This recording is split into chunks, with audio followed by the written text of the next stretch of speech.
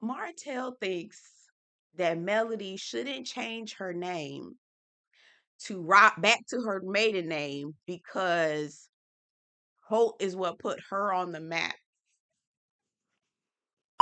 Okay, wait. Martell thinks that Melody, Raj's name is, it's nice, they good people and all, but Holt is what put her on the map. Can't even finish the sentence. He thinks Holt put Mel on the map. Martell, Martell, if anything, you should be changing your name as well. Holt is an embarrassment. The name Holt is an embarrassment, Martell. You should be changing your name as well, okay? He is not well, okay? He is not well.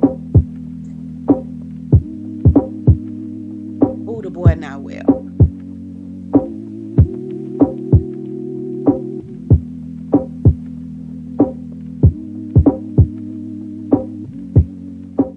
I'm sorry, y'all. I'm trying to get it together. This is too funny to me. Hey, y'all. Welcome back to my channel. My name is Belle, and this is the Belle Perspective. And today I am coming at you with another review for Love and Marriage Huntsville. You know this is my favorite show.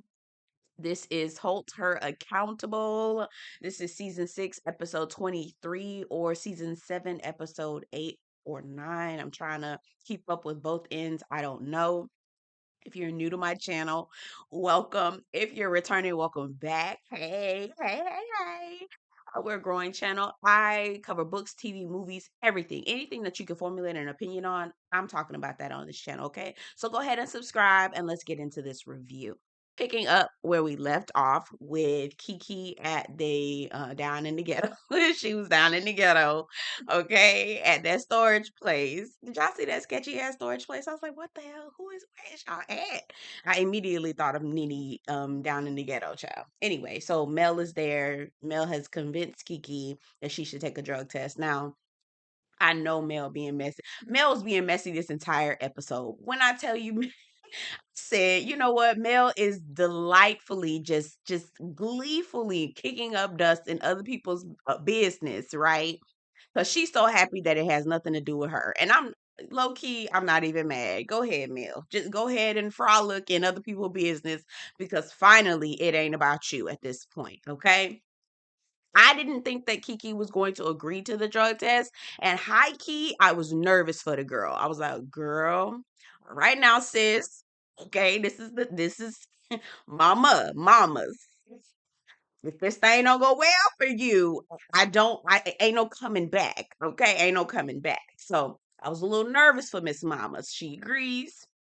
And I think everybody was caught off guard. Well, her husband and Kiki were kind of caught off guard with Melody and the stunt that she pulled. So Melody convinces her to go take the drug test on the spot, right down to this ghetto storage place. She goes into the bathroom. Now she's not monitored at all. Now here's the thing. I'm not trying to be funny. I'm not trying to be shady. But Kiki told us voluntarily, might I add, that she was on methadone. That is a medication that her doctor is giving her to wean her off of the opioids that she had been addicted to. Now, this drug test that she took, right? This drug test that she took, this on the spot test, said that she was clear of everything, negative of everything. But I thought you were also on methadone, y'all. I'm not trying to say nothing. I'm not trying to imply anything. What I am saying is I'm trying to calculate, and the math is not mathing 100% for me. I will leave that at your doorstep. You figure that out. You talk about it. Let me know what you think about it in the comment section. So she comes out of the bathroom. Drug test is clear. Everything is negative. Hold on. Let me put my glasses on real quick, y'all. Okay. For me, actually, I'm gonna take these. Oh, I don't feel like wearing them today. Anyway, okay. So who are me? Kiki, prior to her taking the test, Kiki is convinced that she wants to try to give Marceau an ultimatum. If I take this drug test, then Marceau needs to take a lie detector test. Now, here's the thing, Kiki. Don't nobody, why are you so concerned about what's going on in Marcel's marriage? Marcel is not going to do that. Marcel could care less, okay? He is not about to do that. And again, I think that Kiki needs to be more concerned about the medical issues that she is facing as opposed to Tisha and what's going on in their marriage. I really do. Kiki, please. Kiki's sole purpose on this show was to bring chaos and confusion to Tisha's door. That's just that on that. Okay. Next case. And we get to Marcel and Tisha. They are planning a vacation on the beach to celebrate one of their daughter's birthday. Marceau is already complaining about he doesn't want to pack. He's only packing maybe 5 things. Now, Marceau, this isn't a show event, right? This isn't something that the show is doing. This isn't anything that you're required to do in terms of contractual agreements. This is you being able to celebrate your daughter's birthday, and this is what she wants to do at the beach, and you're complaining about it. Not only are you complaining, you're not really trying to fully pack. Marcel, you are one raggedy ass daddy, okay? And when your daughters turn around and don't want to fool with you, when they become grown, when they realize that you's an ain't shit ass daddy, I don't want to hear nothing about it. So they're having conversation about the barbecue and wrapping up how things, just kind of discussing what happened at the barbecue. And Marcel talks to Tisha about the real kind of tender moment that Marcel and Stormy had and how they pretty much buried their differences based off that conversation. Again, if you remember, Marcel was kind of got out of pocket with Stormy because Stormy is also facing or dealing with a loved one who is addicted to, who is battling with substance abuse.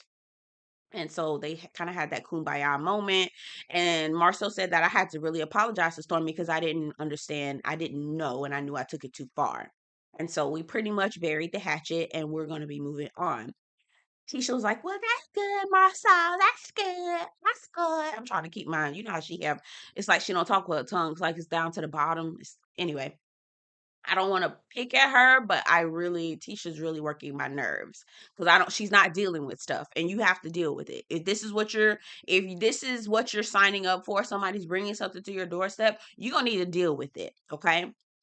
And she's not dealing with it. And that's what's annoying my soul. All right. So, and Marcel just couldn't wait to jab. I'm going off because I'm thinking about the scene. Marcel couldn't wait to jab Tisha. Somehow they started talking about taking accountability. And I think Marcel said, yeah, I'm taking accountability for that. And Tisha was like, that's good that you're taking accountability. That's good. That's good. That's good. And so he goes, yeah, babe, you got to start taking accountability as well. I said he couldn't wait. He could not wait. Now, I didn't know where he was going with this. I heard him say it a couple times under his breath. And she was like, what did you say? You just said I don't hold myself accountable. What are you saying, Marcel? Marcel was like, yeah, you don't hold yourself accountable. Marcel could not wait. In that one moment, why do you have to embarrass your wife? He could not wait.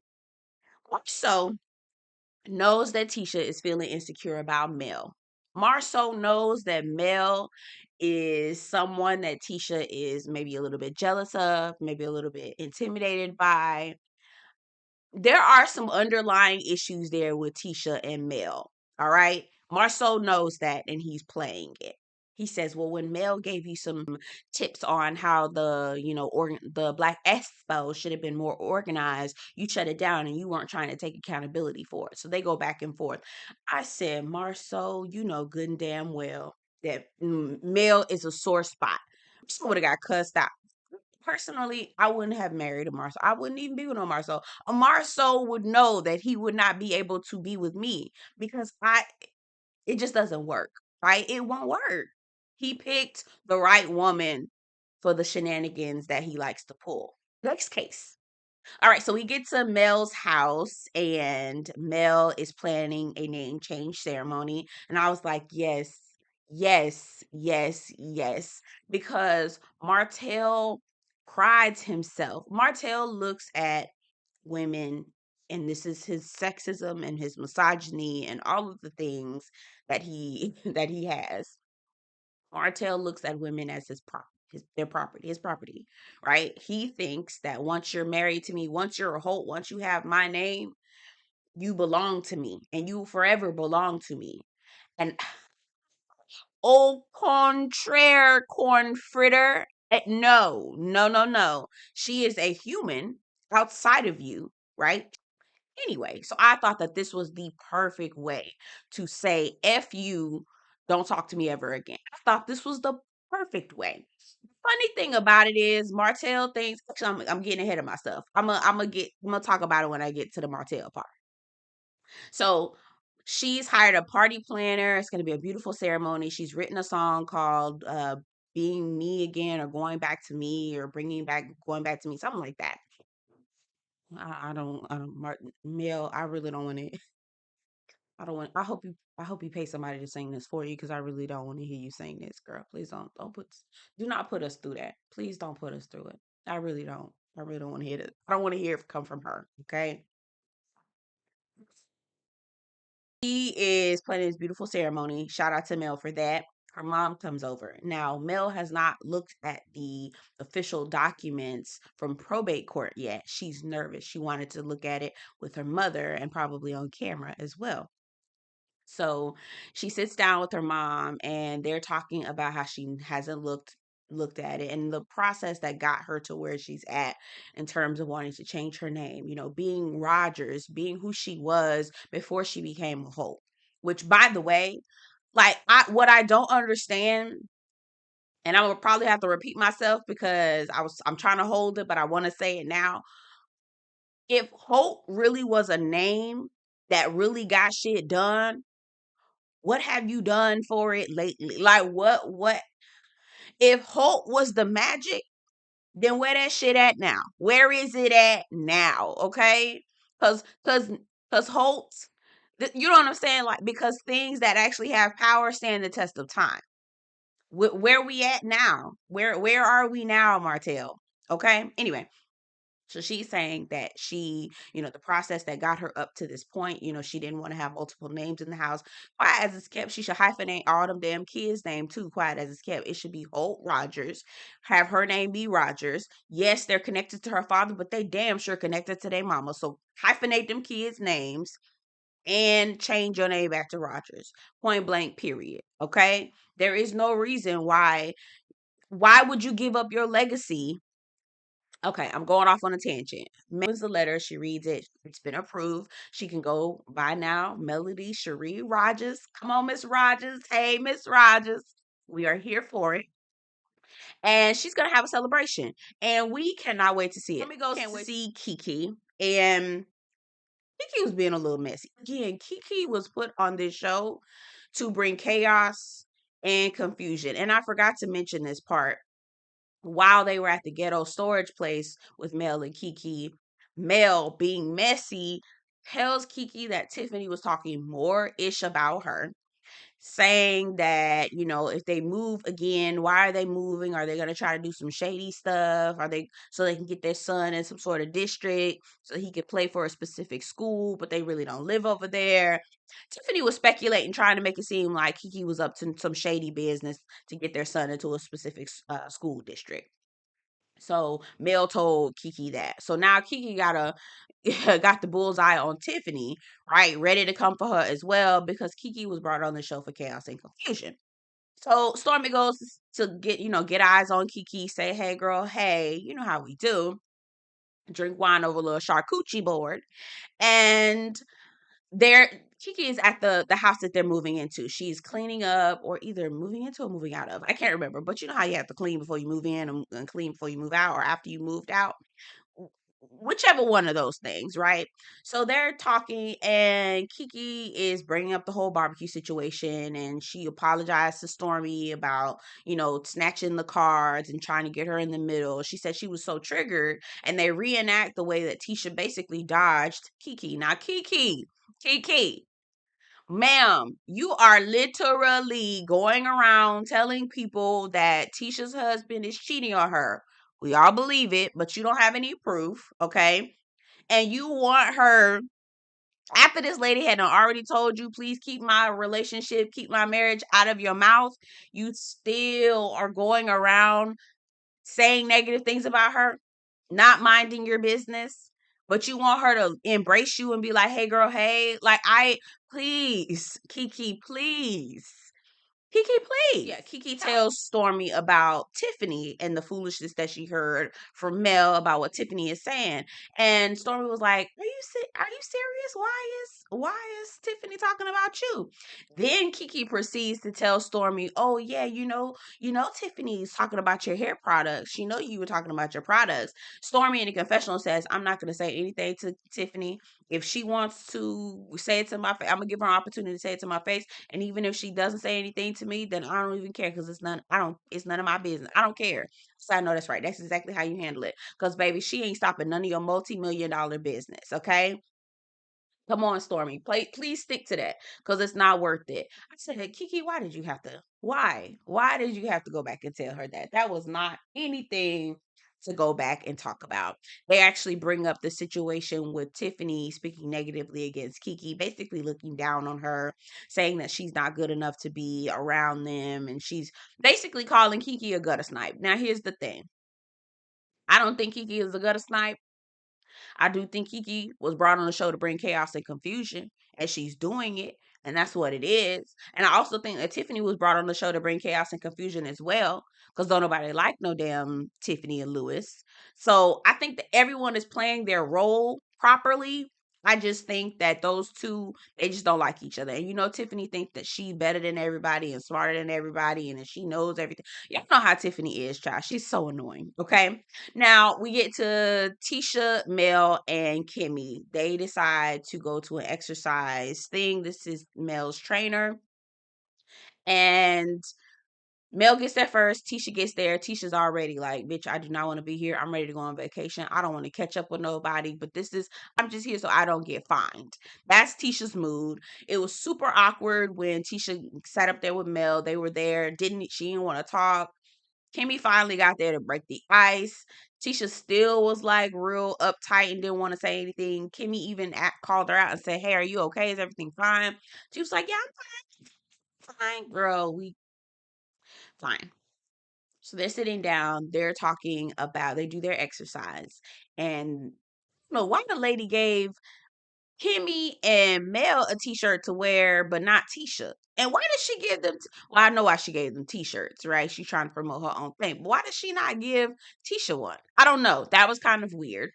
So once they're done with their workout, they're sitting down on the mat, and we touch a little bit on Kimmy and her health, right? There's some tests, and I don't know if it's concerning her lungs or the breath capacity. I don't know, but according to Kimmy's doctor, as she updates us, that there are some things that she will never be able to do well again, and she doesn't want to accept that. She's going to continue to try to work on the things that the doctor says that she will never be able to be good at again. So I don't really know. They didn't go into detail as to what those things were, and that's fine, right? That's her personal health information. But that was information that I wish I had known, instead of hearing about you talking about your man and how you and his certain four objects up your cooch to get it to work. I just, girl, please, Kimmy, I don't. This is what I want. I want to hear your journey. I don't want to hear about Maurice being an inconsiderate asswipe, although I already know that's who he is. Anyway, so checking in with Tisha. Tisha, are you okay after the barbecue? That was a mess. That was crazy. I don't want to talk about it. I don't want to talk about it. I don't want to talk about it. Right? She don't want to talk about it. I'm not getting it right. Like, I can't hold my tongue down like that. She doesn't want to talk about it. And she says, well, the situation with Kiki, like, where are you? But here she is. She has no problem talking about Kiki. I've dealt like this with Kiki for a very long time. She's threatened my family. When I was hanging out with you, Mel, that's when I first originally stopped hanging around Kiki because of the things that she was doing. She threatened me and my family. She did all kinds of things. And I'm trying to remember if in the confessional, actually, the confessional with Kiki was saying that Tisha looks the fool, right? And Tisha does look the fool. This Negro goes to a whole nother continent without you and doesn't give you access to call him at all. All right. There was a back picture. Everybody saw the big back picture. Now, we don't know if it was him or not because it was somebody's back.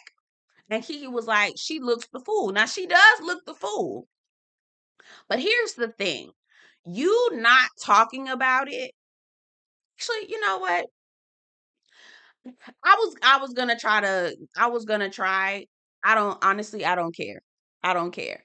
If Tisha wants to live in ignorant bliss, let her live in ignorant bliss. Okay? Please let this lady let her husband cheat in peace. Okay? That's it. That's it. They keep bringing up the conversation, and Mel in the confessional says Tisha doesn't want to talk about it because it's concerning alleged rumors of her husband allegedly cheating on her. She doesn't want to talk about it because she doesn't want to bring that part up. So now she's telling us she's trying to like dodge questions because she knows ultimately it's going to lead into the allegations of Marcel actually cheating. So anytime anybody brings this up, she'll talk about Kiki and the drug addiction, but she won't talk about Kiki and why Kiki is carrying on in the way that she is. So she says, Mel's ask you, so the last time you talked to Kiki, when was this? Was it a rift in y'all's conversation? Did you argue? What was going on? And she said, it was fine. It was fine. I don't want to talk about it. I don't want to talk about it. She's shutting Mel down. Now, Mel is like, well, so are you saying that you think she's still on drugs? And she was like, yes, of course. I know she's on drugs. This is the same behavior that she had when she originally was on drugs. And Mel knows the information about taking the drug test, although I don't. Anyway, let me be quiet. Mel already knows about Kiki taking the drug test, right? So they're going back and forth. Tisha says, nope, I don't want to talk about this no more. I'm done. I'm done. I'm over it. I'm gone. She walks away. Tisha, again, Mama, Miss Mamas, Tisha, we're going to need to get into it. We need to figure out what is happening because the show is called Love and Marriage Huntsville. Let's talk about marriage. Let's talk about your marriage specifically. Let's get into it. If it's strong, if it stands the test of time, no worries, honey. Nothing to be concerned about. But why can't we even just talk about it? Why can't we even just broach the conversation? Why can't we do that? Now, you know, I mean, I guess I understand why she doesn't want to talk about it, but I also don't understand why she doesn't want to talk about it. Y'all get down in the comments. Let me know what y'all think because I'm so confused. I have thoughts, but I just okay. So we get to Martell. Whatever. Y'all, Martell. Y'all, I'm lowering my chair. My leg is doing some things. Anyway, okay. So we get to Martell Holt. Martell goes to visit Nell. He brings some Inez wine with him because I think Nell is having like a dinner party or something like that. Which, by the way, in the previews for the next episode, we see Nell and all of her beautiful children, and I'm interested. I want Nell and Chris on the show. They're interesting. Okay, so he brings wine. They're having a dinner party. And Nell talks to him about the name change ceremony. And he thinks that nobody who is his real friend should go. Nell says, well, she's my friend and I'm going to go. I'm going to support her through this. And he was like, well, the name Holt, I feel like that's just a slap in the face. You changing your name, that's a slap in the face. Martell, because you're not rooted in reality ever. You've never been rooted in reality.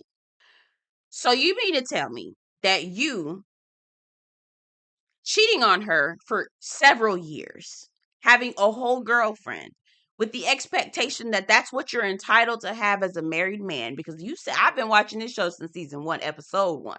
All right. You said in season 1 that Mel has never done anything to you. You cheated just because you could, and that was what you thought you should be doing. He tells Nell that this is a slap in the face. So you cheating on your wife for several years, having an outside baby, same age as your youngest child. You won't even tell us how old Knox is because you do not want to confirm that you were sleeping with both women at the same time. Same age. Them kids is ghetto twins.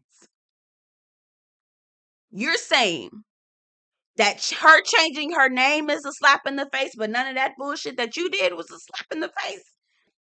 Then Martell proceeds to say that Melody cheated first. Martell. So you're saying to us that Mel cheated on you multiple times and you stayed? Is that what you're telling us, Martell? Roll the tape. Roll the bean footage. You know, Melody, it's almost like she didn't have time. Every time I called on the phone, she said, I'll call you back. What was she doing? Working. What drove us apart at that time when I stepped out on my wife, certain things that she was doing that I didn't agree with. Sometimes she didn't have time for me in terms of simple as talking on the phone. I don't like to set roles, but she wasn't cooking at the time. I mean, we wasn't having sex either. And not saying that she did anything wrong per se, but that's probably something that I should have communicated more. This motherfucker is delusional. He is delulu and not okay. Brother is not well. Brother is not well. Like, and you said this in season 1 that Melody has not done anything wrong to you. First, you said she didn't do anything wrong. Then it turned into because you didn't want to handle that, right? Like he didn't want to have to deal with the guilt of what the decisions that he has made. So then he had to turn it around and make it about her for her not giving him oral sex, right? Then he turned around, then it morphed into her cheating on him first. Like that I watched the evolution of this lie. And now it's she cheated on him with multiple men multiple times. So it went from she didn't do anything wrong to she didn't give him head to she cheated on him first to she cheated on him multiple times. I mean, it was just like this snowball, right? I said, Martell, if you don't get the fuck, nobody believes that. Please. Ooh, Nell is a better woman than me because I would have been cussed him out. I'm not asking I'm not asking Melody nothing. I wouldn't ask Melody a motherfucking thing except for what does she need? Do she want me to send her a plaque with her new name on it? I can get her a floor mat, the little cute little mats. Do you want me to get you something with a monogram with an R on it? What do you want, mama? Because I'm not asking, would never ask Mel no bullshit about cheating and no mess like that because I know it's not true. I know it's not true. It's not the truth. Nell is a better woman than me. That motherfucker couldn't even come to my front porch. Don't come on my front porch, nigga. Don't you bring yourself over here. Don't you come over here, all right? Unless you want to get a good cussing out. That's it. That's it. That's all. All right. Woo, y'all. Let me know what y'all think about the episode. Get down in the comments. Y'all know this is my favorite episode. This is my favorite show. One of my favorite shows. Get down in the comments. Let me know what y'all think about it. And yeah, I'll see you guys in the next one.